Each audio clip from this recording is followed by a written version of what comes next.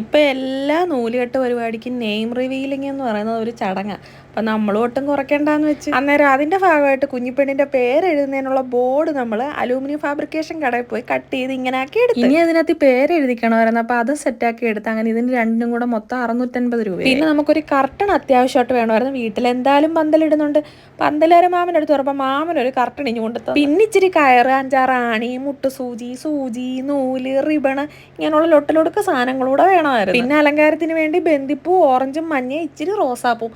മൊഞ്ചൊട്ടും കുറയ്ക്കണ്ടല്ലോ എന്ന് വിചാരിച്ച് 10 മയിൽപ്പീലിയും മേടിച്ചു. ഇന്നയ്ക്ക് കാണുന്നത് ഈ ഭിത്തിയില്ലേ, ഇവിടാണ് നമ്മൾ അലങ്കരിക്കാൻ പോകുന്നത്. 2-3 ആണി അടിക്കേണ്ടി വന്നു കേട്ടോ. നൂലുകെട്ടിന്റെ തലേന്ന് പാതിരാത്രി 12 മണിക്ക് ഞാനും ചിക്കും കണ്ണനോട് ഇരുന്ന് ഉറക്കം ഒളിച്ചാണ് ഈ പണിയെല്ലാം ചെയ്തത്.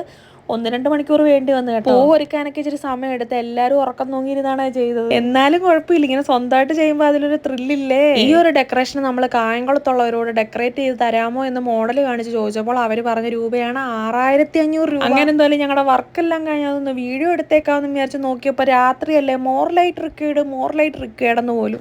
എന്നാ പിന്നെ രാവിലെ ആട്ടെ എന്ന് വിചാരിച്ച് വീഡിയോ എടുക്കാമല്ലോ എന്ന് വിചാരിച്ചപ്പോഴത്തേക്ക് ആളുകളെല്ലാം വന്നേ. അന്നേരത്തേക്ക് ഓടിപ്പടച്ചെടുത്ത വീഡിയോ ചെയ്ത് കേട്ടോ. കാര്യം വലിയ പെർഫെക്ഷൻ ഒന്നും വന്നില്ലെങ്കിലും ചടങ്ങിന് വന്നവർക്കൊന്നും വീട്ടിലുള്ള ഞങ്ങളേത് ചെയ്തതെന്ന് മനസ്സിലായതുമില്ല. പിന്നെ ഫോട്ടോയും വീഡിയോ എല്ലാം കളറായിട്ട് കിട്ടുകയും ചെയ്ത് ചടങ്ങെല്ലാം പൊളിയായിട്ട് നടക്കുകയും ചെയ്തു. അല്ല, പിന്നൊരു കാര്യം എന്ന് പറഞ്ഞാൽ അന്ന് 6500 വരെ 5000 പറഞ്ഞാലും അവരെ ഏൽപ്പിക്കാഞ്ഞത് കാര്യമായി.